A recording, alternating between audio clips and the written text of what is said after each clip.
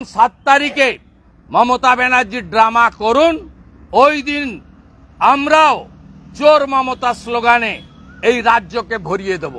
দফা 1, দাবি 1, মমতার পদত্যাগ। চোর মমতার বিরুদ্ধে আবার আওয়াজ তুলতে হবে। চোরেদেরকে আমরা জেলে দেখতে চাই। যার উপরে কালকে মুখ্যমন্ত্রী খুব রাগ দেখিয়েছেন, একজন জাস্টিসকে, একজন বর্তমান এমপিকে তার পদবি বিকৃত করে, যেহেতু তিনি হিন্দু, এটা অন্য ধর্মের লোককে পারতেন না করতে, ডাঙ্গুলি। তাহলে পশ্চিমবাংলার যত গাঙ্গুলি আছে সবাই কি ডাঙ্গুলি মুখ্যমন্ত্রীর ভাষায়? এটা মুখ্যমন্ত্রী ব্লিচিং ফিনাইল দিয়ে ওর মুখটা পরিষ্কার করা দরকার আগে। এত নোংরা ভাষা, নোংরা কদর্য আক্রমণ উন্মাদের মতো। ভাইপো মাল তুলেছে কুন্তল শান্তনু কালীঘাটের কাকুর মাধ্যমে, ভয়েস রেকর্ডে ধরা পড়েছে। 73 মিনিটে 73 বার অভিষেক ব্যানার্জি বলেছে, আর উনি কিচ্ছু জানেন না। চোরের মায়ের লম্বা গলা, ভাজা মাছটা উল্টে খেতে জানেন না। তিনি কেঁদে ভাসিয়ে দিচ্ছেন। আমি জানতাম মমতা ব্যানার্জি করবে না, কারণ তিনি তার ভাইপোকে দিয়ে 700 কোটি টাকা তুলেছেন চাকরি বিক্রি করে। সেই জন্য লালচুল কানেদুল যুবা তৃণমূল শান্তনু কুন্তলরা এবং লিপস অ্যান্ড বাউন্সের ম্যানেজিং ডাইরেক্টর, যিনি বারবার বলেন আমার সাহেব পর্যন্ত কেউ যেতে পারবে না, সেই সাহেবের নাম হচ্ছে অভিষেক ব্যানার্জি।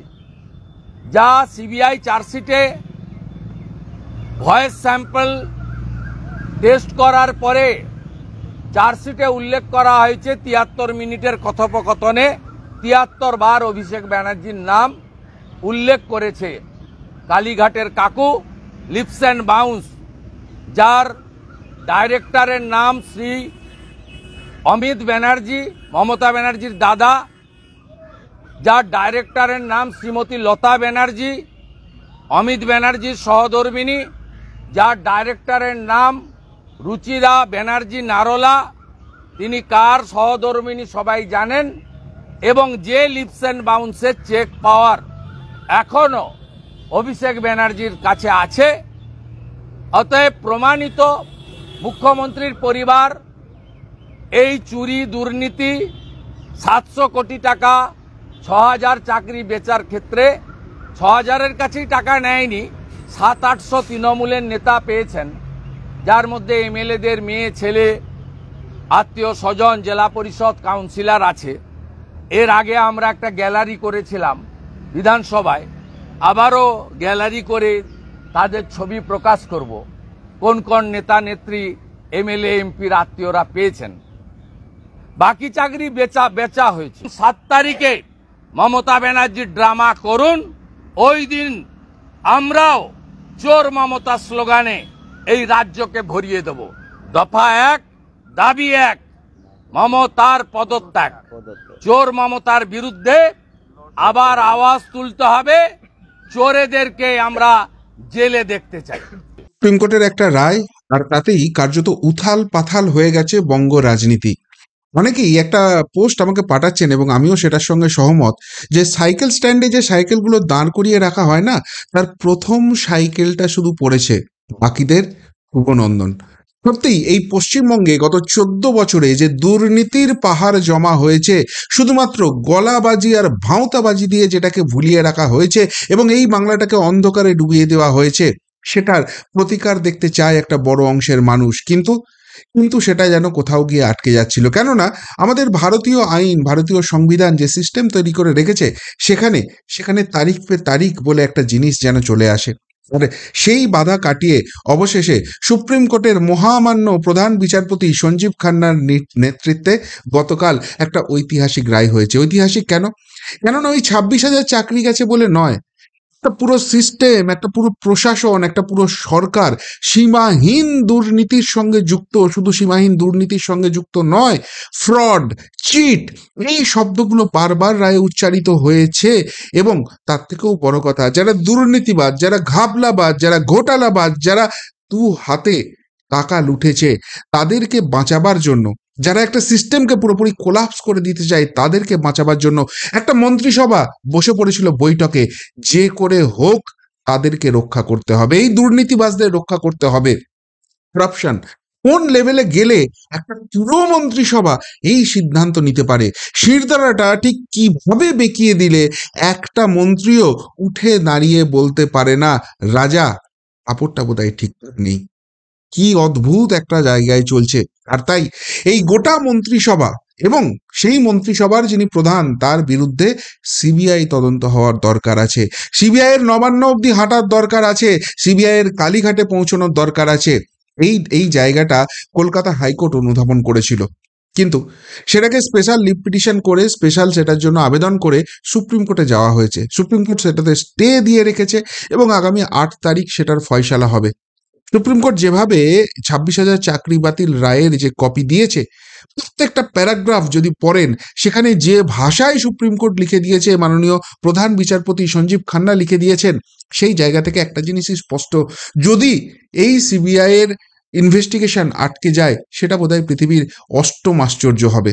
আর তাই তাই খেলা ঘোরাবার বড় বেশি দরকার হয়ে পড়েছে। একেই তো এই 26,000 চাকরি বাতিল নিয়ে একটা সামাজিক একটা রাজনৈতিক অভিঘাতের জায়গা তৈরি হয়ে গেছে, কিন্তু তার থেকেও বড় অভিঘাত ওই 8 তারিখ আসছে, ফলে খেলা ঘোরাতে হবে, বৃষ্টিটা ঘোরাতে হবে।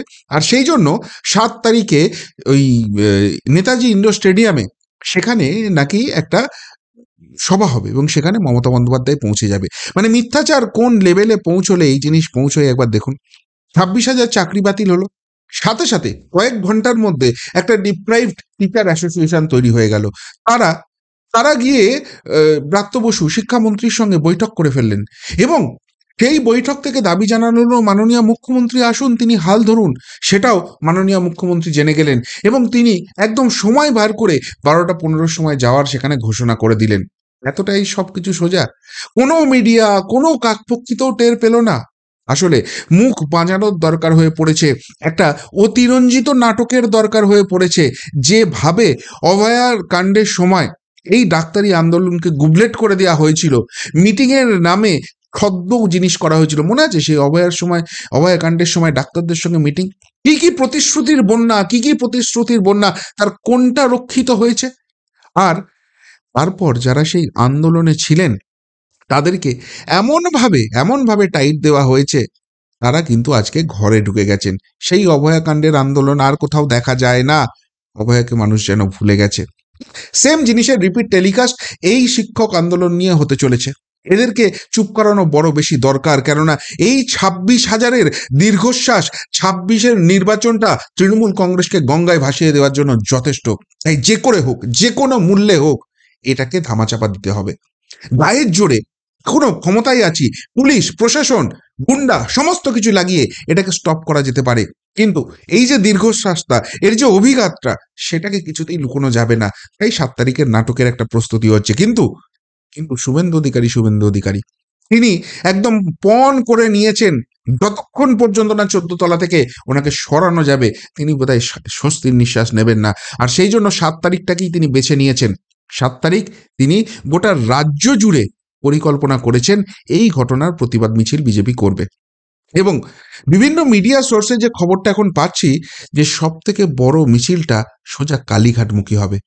কালীঘাট চলো সেই অভিযান হবে, নবান্ন মুখেও কেউ কেউ যেতে পারেন, সেই কথাও শোনা যাচ্ছে। কি হবে তার রূপরেখা হয়তো 2-1 দিনের মধ্যে স্পষ্ট হয়ে যাবে, শুভেন্দু অধিকারী হয়তো সামনে নিয়ে চলে আসবেন।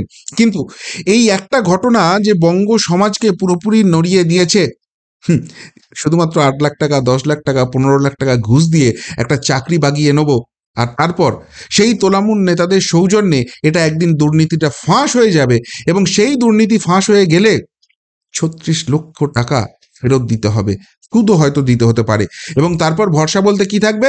1000 টাকা, 1200 টাকার লক্ষ্মীর ভান্ডার, লাইফ একদম জিঙ্গালালা। এই জিনিস যদি চলতে থাকে তাহলে পশ্চিমবঙ্গকে সত্যিই মানুষ থাকতে পারবে? এই জিনিসটা, এই অপ্ত বাক্যটা মানুষ বুঝে গেছে। আজকে যে 26,000 চাকরি গেছে, সেখানে কেউ জিজ্ঞেস করেনি ও হিন্দু না ওরা মুসলিম। সত্যি কান্ডারি বলে ডুবিছে মানুষ আজকে দেখে নিয়েছে পশ্চিমবঙ্গ, আর সেই জায়গাটায় পুরোপুরি চেপে ধরেছেন শুভেন্দু অধিকারী। শুধুমাত্র তাই নয়, এইখানে কেন যোগ্যদের বাঁচানো গেল না, কে যোগ্যদের বাঁচালো না, তারও পুরোপুরি ক্ল্যারিফিকেশন দিয়ে দিলেন, একদম নাম করে করে। কারা টাকা তুলেছে, 25 রেখে 75 কোথায় পাঠিয়েছে। আজকে অভিজিৎ গাঙ্গুলি, যিনি প্রাক্তন বিচারপতি ছিলেন, এখন বিজেপির সাংসদ হয়েছেন, তিনি তিনি কিন্তু ওই 5,000 7,000 যে অযোগ্য প্রার্থী আছেন তাদেরকে ধরে ফেলেছিলেন। সেদিনকে সেদিনকে যদি রাজ্য সরকার এটাকে মেনে নিত, তাহলে আজকে এই 26,000-এর চাকরি যেত না।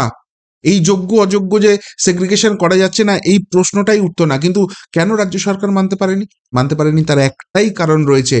যারা অযোগ্য বলা হচ্ছে তাদেরকে যদি মেনে নেওয়া হয়, এবার তো তারপর নেক্সট ইনভেস্টিগেশনটা তাদের উপর পড়বে যে তোমরা অযোগ্য হয়েছো, তার মানে ঘুষ দিয়ে চাকরি পেয়েছো। কাকে ঘুষ দিয়েছো, কিভাবে ঘুষ দিয়েছো, অ্যাপ্রোচটা কোথায় হয়েছে। এবার ওই তোলামূলের দালালগুলো ধরা হবে।